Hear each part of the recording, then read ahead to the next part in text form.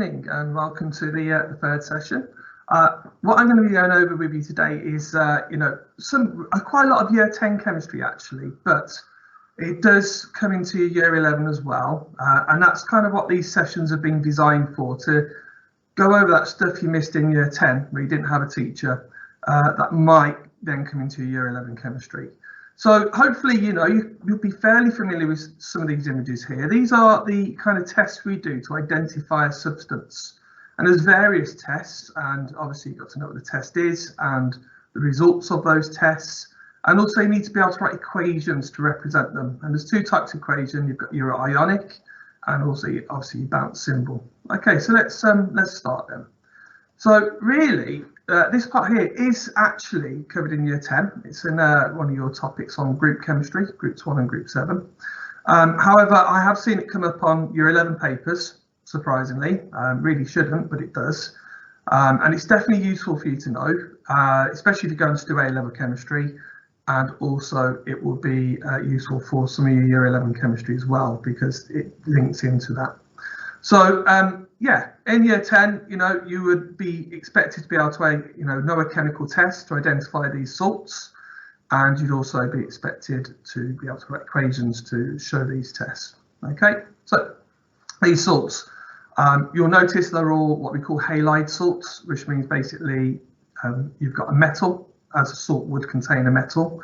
But specifically the non-metal part of these salts are from the halogens. Okay, so you've got your chlorine, iodine and bromine. So let's go into the test. And so, identifying a salt is split into two parts, and you should be familiar with what we're doing here and what part of the salt that identifies. This is called a flame test, and this is where we place our sample of salt into a flame. Okay, usually you'd have to grind that salt up. You probably did it with a wet splint if you were lucky enough to do practicals last year, but you really should use platinum wire or nichrome wire, but a wet splint will do it. And you get these beautiful colours, and as you know, these are colours that we get, it's where we get our colours for fireworks from. And these colours tell us what part of salt, the metal part of our salt. Okay, hopefully you'll kind of look at those colours and already know what kind of salts these are. So I've put these salts here for you. You don't need to know all these. I just wanted to point out to you, look how similar the group 1 salts are. Okay, potassium, rubidium and cesium. So luckily for you, you don't need to know those, and you don't need to know that one in particular, although to be honest, copper is a pretty characteristic colour, and you also don't need to know strontium, but you do need to know these colours. Okay, so what are these colours? You won't obviously get a colour exam paper, so they'll tell you the colour of the flame, and those are your colours there. You can see the lithium's red, sodium is described as yellow, potassium lilac, calcium is classed as brick red, okay, and the barium's apple green. Okay, so like I say, you wouldn't be expected to look at a colour photograph and identify it. They'd actually tell the colour of the flame. So that's the easy part. Okay, so we got to identify the non-metal parts. So if I did a flame test here, you instantly would tell that was lithium. So I know the metal part of this salt is lithium. What I don't know is what the lithium's joined onto. And so the majority of this lesson now is going to be about, well, how would we find out the non-metal part of our salt? So we're going to start off with the Year 10 stuff. All right, we're going to assume it could be a chloride, bromide or iodide. And if I was doing a test on something, a salt, the first thing I would do would be probably a flame test, and then I would follow up with a silver nitrate test. If I do these tests, well, let's see what the test involves first of all, and I'll come back to this. So how do we do the test? Well, we use this stuff. Hopefully you'll remember that. You can see silver nitrate there.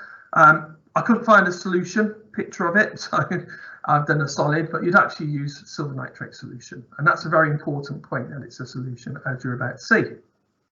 Okay, so what is the silver nitrate test? Well, what we do is, as I say, it's used to identify the halogen in the salt, or the halide.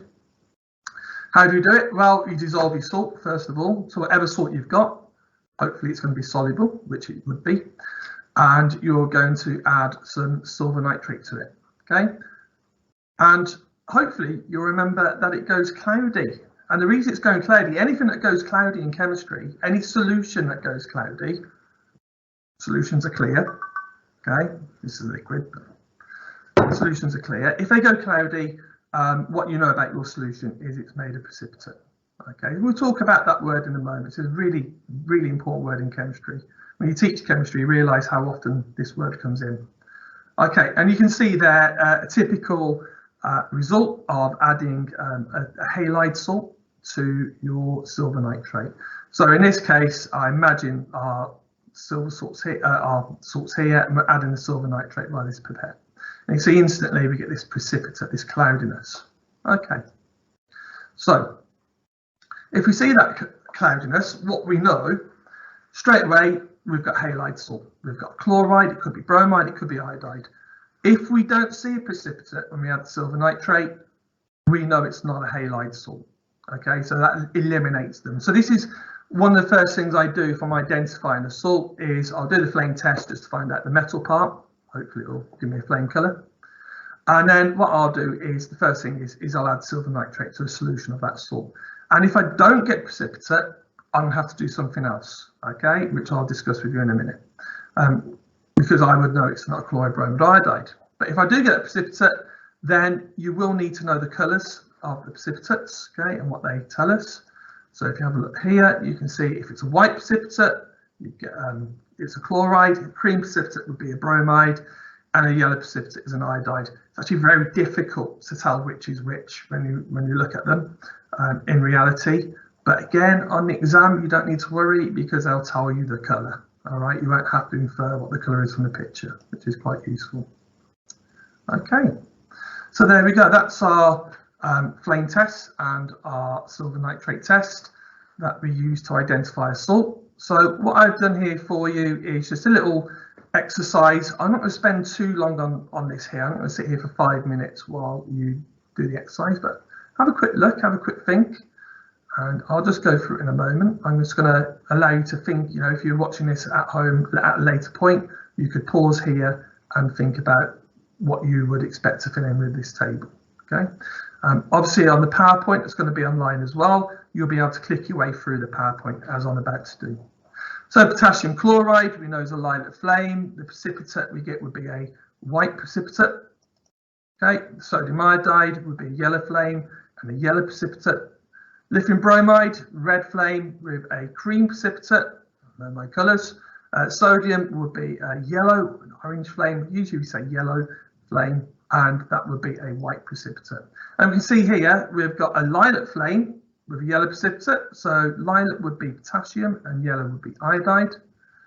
Yeah, okay, and then apple green is actually the colour of barium, and the white precipitate would be a chloride, so that would be barium chloride. So pretty simple, straightforward. You've got to learn your colours, all right? And this is an unfortunate part of chemistry. You've just got to know your colours. All right. So what I'm going to do now is I'm going to talk to you about representing these as equations. And there's, like I say, there's two ways that we have to do this. There's what's called the balanced symbol equation, which are probably the more common equations or ones that you're used to, but we also have these ionic equations. Okay, so let's have a look. So I saw this little thing the other day on the internet. I quite liked it. If you're not part of the solution, you're part of the precipitate. And if you don't understand that joke, well, perhaps by the end of this session you will. So let's have a quick look then at the chemistry. So that this will allow us to be able to write ionic equations, which actually are easier. Now it sounds harder, ionic equation, but actually they're quite easy to write. What I find students struggle with mostly are the symbol equations, so I'll deal with that as well. So what I've got here then is, you know, this is how I do it at school. All right, I say, well, look, here's a beaker of silver nitrate, and here's a beaker of sodium chloride. All right, so this moment they're not mixed together. And what you'll notice is that I've written the silver nitrate and the sodium chloride as aqueous ions, because they're dissolved, they're in solution. And this is what happens to ions when you dissolve them. All right, if you've got something that's made up of ions and you dissolve it, you break up your lattice, okay, ionic lattice from your topic 1 bonding. That lattice gets broken up and you form separate ions, okay? And AQ means aqueous or dissolved. So you have a solution here of silver nitrate and you have a solution of sodium chloride here. Now, when we do the test, what we're doing here is we're mixing those two solutions together. As you can see now, I've got my silver nitrate and I've got my sodium chloride. I've got these ions. But what happens is when we mix certain ions together, they decide that they no longer want to be dissolved. They no longer want to be aqueous. And this is very much the case with silver ions and any halide, okay, apart from fluorine, but that's not really about that. So if you've got a chloride ion, a bromide ion, or an iodide ion, it is going to come to this silver and they are going to form a solid. They're going to form our precipitate. Okay, so you can see there. Effectively, they're taking out a solution. You know, initially they'll look like this cloudiness, but if you leave it, they will settle out as a solid at the bottom.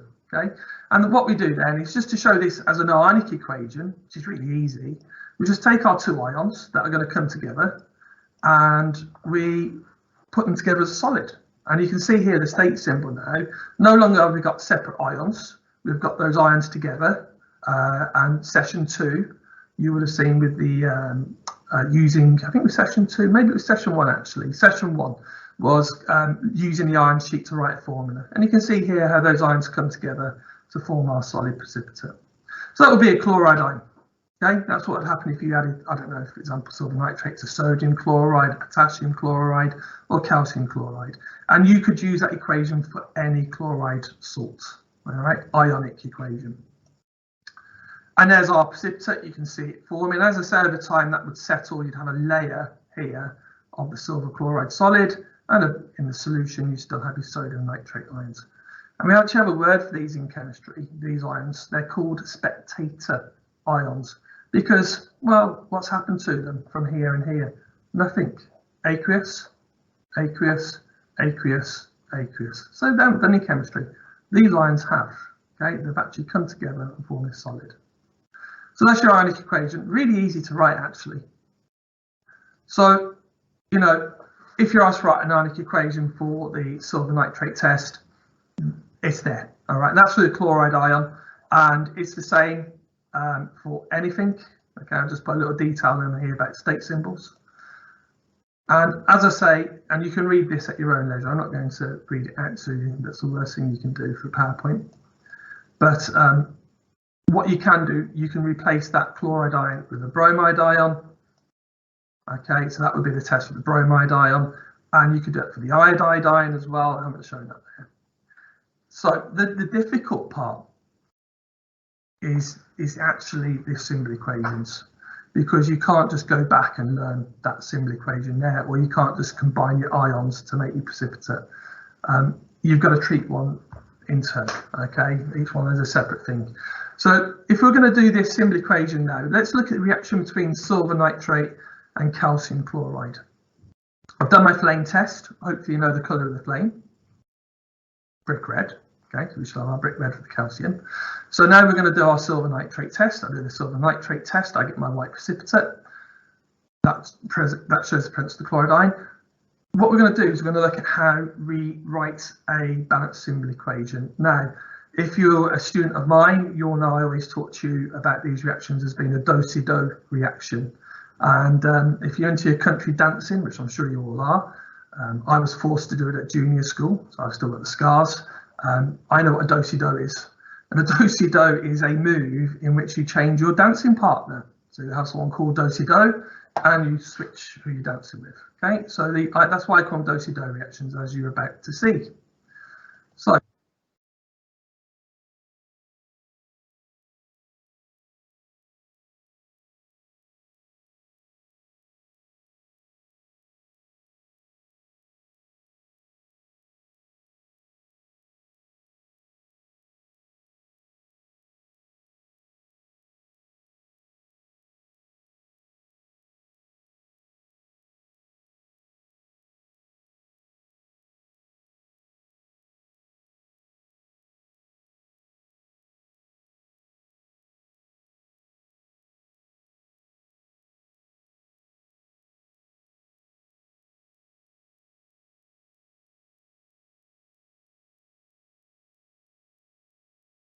Apologies for cutting across, but I can't hear you, so I'm not sure if the pupils can hear you either.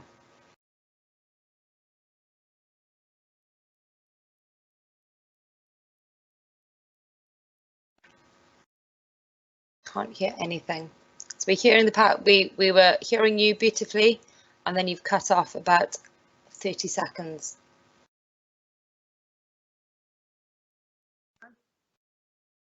Oh, I can hear you very, very weakly now.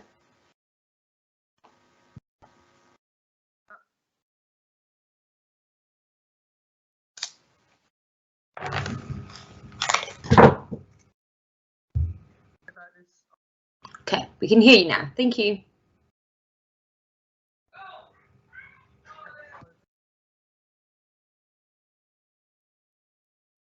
Again.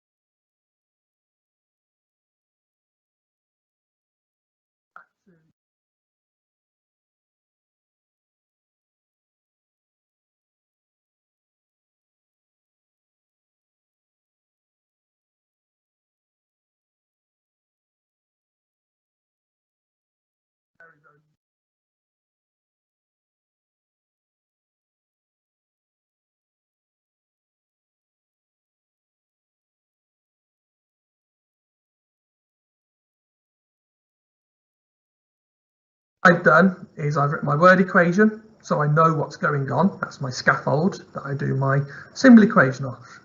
And then finally, I'm going to just talk to you about balancing this sort of equation.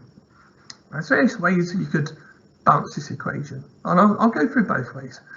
If you look here, you can see 2 chlorines, and if you look here, you can see 1 chlorine. Or you could, and this is quite important, I think, actually, I think you've got to get used to this particular combination of atoms, the nitrate ion, NO3. All right, it's a really, really important idea. There's your NO3 there, and if you come over here, you can see the NO3 again. However, in the formula, because of charge, you can see we've got 2 nitrates. So if I was balancing this equation, like I said, I could do it in terms of chlorine. I'm going to do it in terms of nitrates. So 2 nitrates there, 1 nitrate there. So I'm going to put a 2 in front of the Ag. Okay, that gives me my 2 nitrates. It also gives me 2 silvers. So I'm going to come over here and put a 2, and now I've got my balanced equation. I hope that I have put my state symbols on, because state symbols are really important in precipitation reactions. They're all about things that are aqueous, not being aqueous. Okay, and I bet I haven't. I haven't. I should have. Not good. So those are your silver nitrate tests. Definitely worth having a look at. Definitely, be aware of the colours and of the flames and precipitates. So, like I say, I've taught that because that was something from year 10 that would definitely be useful for you when you go to do A levels, if you decide to do that. Also, they can ask it in year 11, and it links us very nicely to this particular thing here. This is testing for a sulfate ion. All right, and this is now in year 11, and this is straight from the year 11 syllabus. And you can see here a white precipitate forms when barium chloride solution is added to a solution containing sulfate ions. The ionic equation is also required. So that's why I've taught you about ionic equations and linked it to your past learning. We're also going to look at how to write a balanced equation as well, because they haven't specifically said that there, but they would expect you to be able to do that. Okay. So you're probably, like my students, just starting the topic on acids, which is topic 2. So we're a little bit into that now. We're not quite at this point, but we will get there. And one of the reactions of an acid is we look at how sulfuric acid reacts. Okay, and you can see there, that's the formula of sulfuric acid. And hopefully, if you look at that formula, if you start to get the eye of a chemist, you'll see the sulfate ion. Okay, there's your SO4 minus 2. Okay, and you can see 2 H pluses that are attached onto it. Okay, so you can see 2 H plus ions. should be something that you've hopefully looked at now.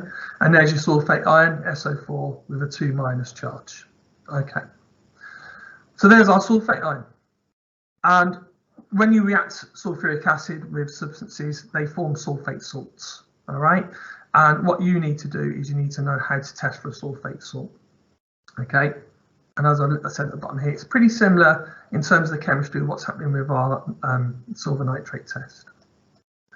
So how do we test for sulfate ions? Well, what we do is we add some barium chloride. And the thing about barium chloride is it's a solution of barium chloride, which means our barium ion and our chloride ion in that combination of barium chloride are soluble, right? So we can turn it into a solution. The actual test then, if we add barium chloride to a sulfate salt, you get this white precipitate. Okay, a bit like you would with the silver nitrate test. Okay, so let's see the chemistry. Like I say, it's the chemistry is the same. All right, slightly different, but the same principle. So I've got my salt solution here, got my sodium sulfate. You'll notice the 2 sodium ions for the sulfate ion, just because of their relative charges. And here's my barium chloride, and these are aqueous ions. They've been broken up by the water. And what we're going to do now is we're going to have a quick look at mixing those 2 solutions. And again, the same thing happens. All right, we have a Docido.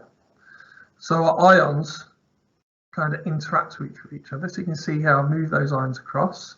And when a barium ion and a sulfate ion come together, they form something that's not soluble. Okay, so this is why we form this precipitate. In the case of barium sulfate, this precipitate is a white precipitate. Okay, so let's have a quick look. There you go, and I've expressed that ionically. I've just taken my 2 ions that make my precipitate, and it doesn't matter which sulfate salt you are testing. That is your equation. All right, you know, the barium ion and the sulfate ion coming together. So pretty easy to do. All right, anything that's a sulfate test. And they are strike the ionic equation. That's it. Doesn't matter what, if it's sodium sulfate, calcium sulfate, potassium sulfate, ammonium sulfate, that is your ionic equation. Okay, so now the hard part, which is, well, it's not hard, but it's the idea of writing the balance symbol equation. So again, we've got our reactants here. You know, there's our salt that we're testing for. And as you know, if I wanted to do this test, I'd do a flame test first of all, yellow flame for the sodium. If I added some silver nitrate, nothing would happen, no precipitate. So I'd go, okay, it's not a chloride, bromide or iodide. What is it? Okay, well, what I'm going to try now is I'm going to add my barium chloride. And if I get that white precipitate, that means it's a sulfate. So what's going on? Well, again, it's a Docido. Sorry about this. It just helps me explain it. And you can see how your ions now are swapping, who they're joined onto. So there's our barium sulfate. That's the precipitate. Like I say, barium ion and sulfate ion together form something that's insoluble. And that's why we get that white precipitate form. So using our ion sheet, okay, those are your ions.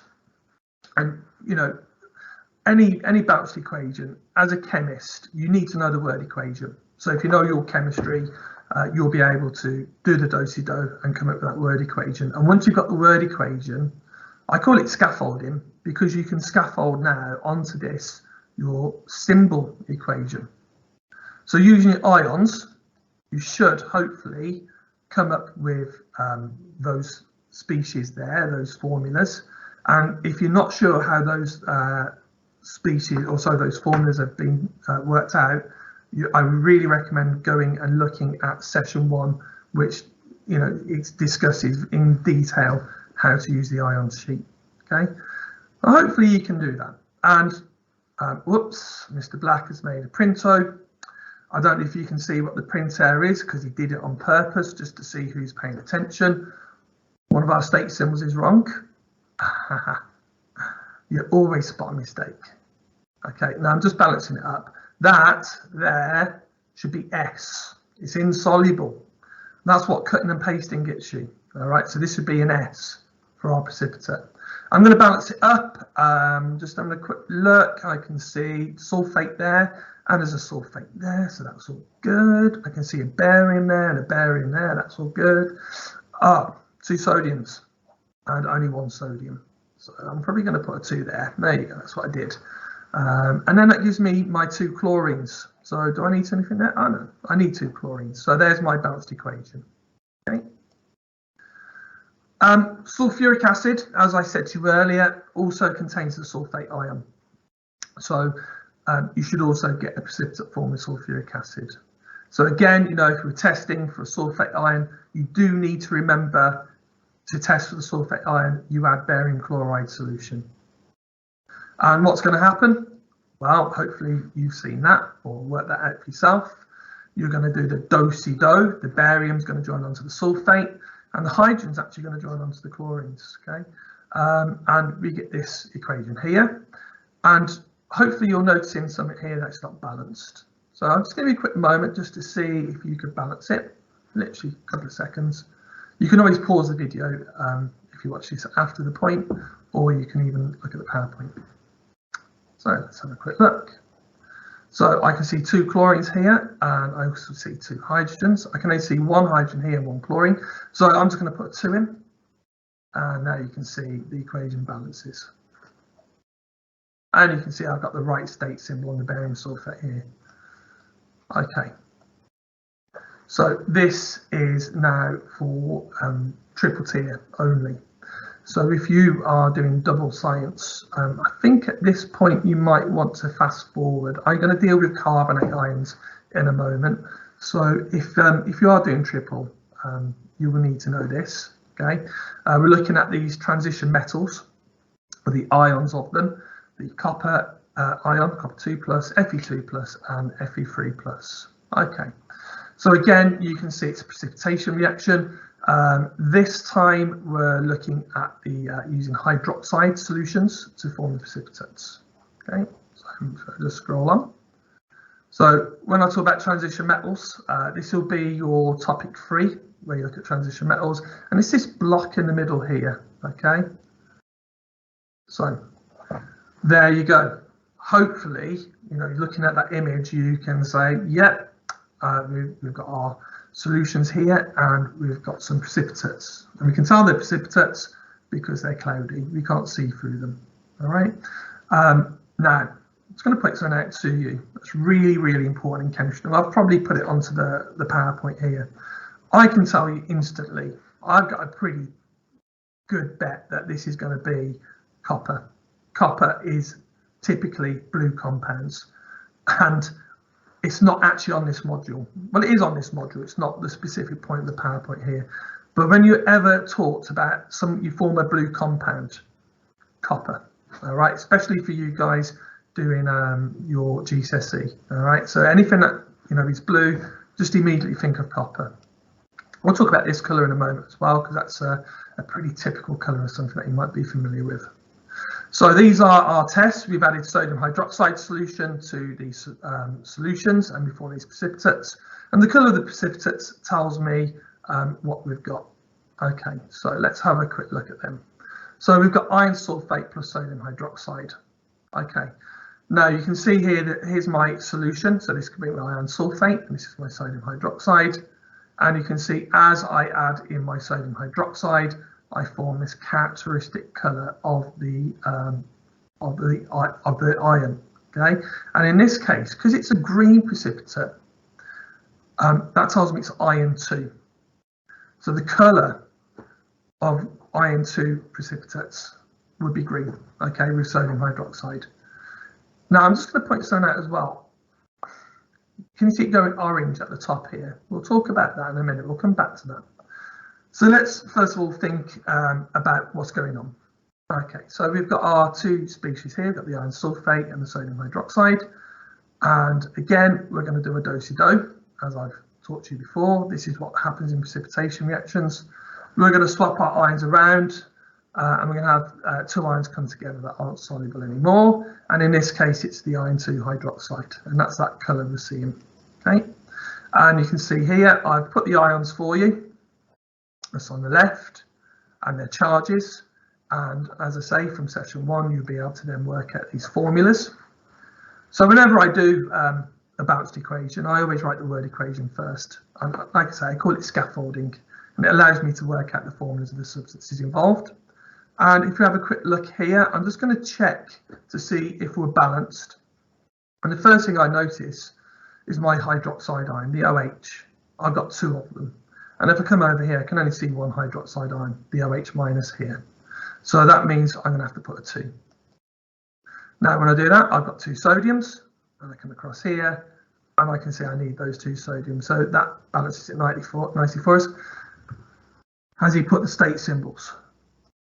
Oh, amateur. You've got to have your state symbols. That should be AQ, AQ, AQ, and yeah, you guessed it, S. That's our precipitate. Okay, so this would be iron 2 sulfate from the green colour. The ionic equation is fairly simple to do. All you need to do is look at your 2 ions. So in this case, the Fe2 plus ion. We're going to combine it with a hydroxide ion. We've got our aqueous species here. Okay, and you can see here how those 2 ions have combined with their respective charges to form Fe. And we've got the OH in brackets too. Okay, and again, you can see, you know, there's not enough hydroxide ions on this side of the equation. So we're just going to finish off by having enough of those hydroxide ions. Okay, good. So I hope that has made sense so far. Okay, so now we're going to look at this reaction here. And you can see, again, we're forming a precipitate. You can see this has gone cloudy. We can't see through the solutions anymore. Here's my solution here. It's clear. Here's the solution, you know, that the precipitate's forming. Clear, but here where they're mixing, the precipitate forms. Now I can tell you instantly that colour there makes me think of what this ion is. This is iron free.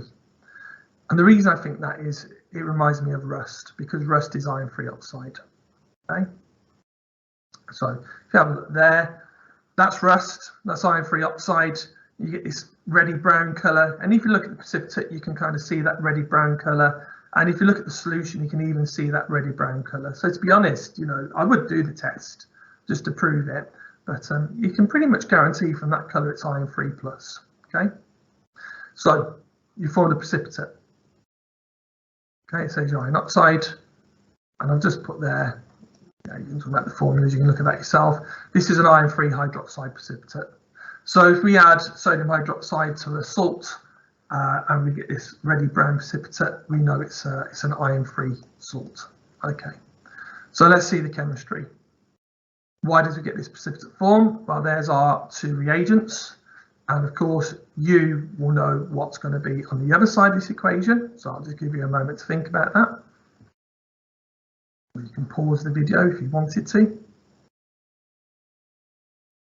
Okay, and you can see we've docidoed, swapped who we're with, and we form this iron-free hydroxide precipitate. And as I say, you need to know that colour. The colour is this red-brown colour, okay, or orange-brown colour. And now, if we were going to write the bounce symbol equation, again, I would pause here and let you do this yourselves. And I suggest if you watch this PowerPoint back, or go through the PowerPoint, watch the video back, you pause it here, and on a piece of paper, you try and write this as a balanced equation. I'm not going to pause for too long, so I'm now going to continue. So you can see here, this is using the ion sheet. So the first step is write the word equation, and the second step is to then write the formulas using the ion sheet. And you know, there's various ways you can look at this balanced equation or not balanced equation. Again, I'm just going to teach you in terms of the hydroxide ions. Look, you've got 3 hydroxide ions here, and sodium hydroxide, we've only got 1. So that instantly tells me I'm going to need to have 3 sodium hydroxides. As a consequence, I have 3 sodiums. So I'm going to put a 3 there in front of the Na to give me 3 sodiums. That gives me 3 chlorines, which I need. Okay, and this time I put my state symbols. I don't think, and I could be wrong here, and I don't know if Stephen wants to type in the comment section, I don't think an examiner would knock marks off you're not putting state symbols on a balanced equation. Okay, it's good practice, definitely good practice, but I don't think an examiner would knock marks off. Ionically, you would, I think again, you'd have to put state symbols, but I'm not quite sure on that. And you can see here, basically I've taken the iron-free ion, I've taken my hydroxide ion, and I form my precipitate from those two ions coming together. Okay, and you should see that there's 3 hydroxides here, so we're going to need 3 hydroxides there. So there we are. So let me just see where we are. Let's go back to this equation here, or this picture. I am my sodium hydroxide. I see this green colour, pale green colour coming up, and that tells me it's iron 2. All right, that's the first thing. Now, if you notice at the top, it starts to go kind of like a reddy brown colour, and that's because the iron 2 is being oxidised into iron 3. So you start to see the iron 3 colour coming through. Okay, so it's just a little bit of interesting chemistry there. You notice it's only happening at the top because this is where the oxygen is. So you can't oxidise down here because the oxygen hasn't got to it. So this would be my iron 2, and what's only happening at the top here is forming the iron 3 hydroxide precipitate. Okay, there you go. So just going to check the time. Yeah, I've got enough time. This is the test for the copper 2+ ion. Okay, and again, you know, it's blue. So blue instantly makes me think of copper. This precipitate we've got here is copper 2 hydroxide. So if you just look at the reaction there, again, you know, we're just going to do our Docido, so you can now see that the copper swapped with the sodium.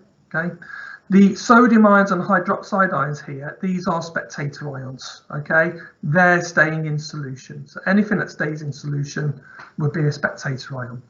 So if I want to identify my spectator ions in this reaction, if anything's aqueous on this side of the equation, those ions are spectator. So for example, the sodium ion here is a spectator, the sulfate ions here are spectators.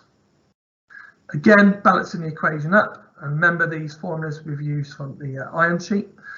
Balancing up 2 hydroxides here, and there's only 1 there, so I'm going to put 2 in front of the NOH. That gives me 2 sodiums, and I need 2 sodiums, so that's looking very good. 1 sulfate, 1 copper, 1 copper. Ionically, fairly simple to do. You just need to know it's copper 2 hydroxide.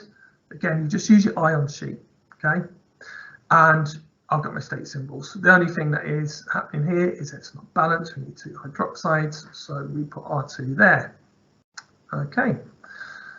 So the test here is we get this this blue precipitate forming, pale blue. Okay, so there we go.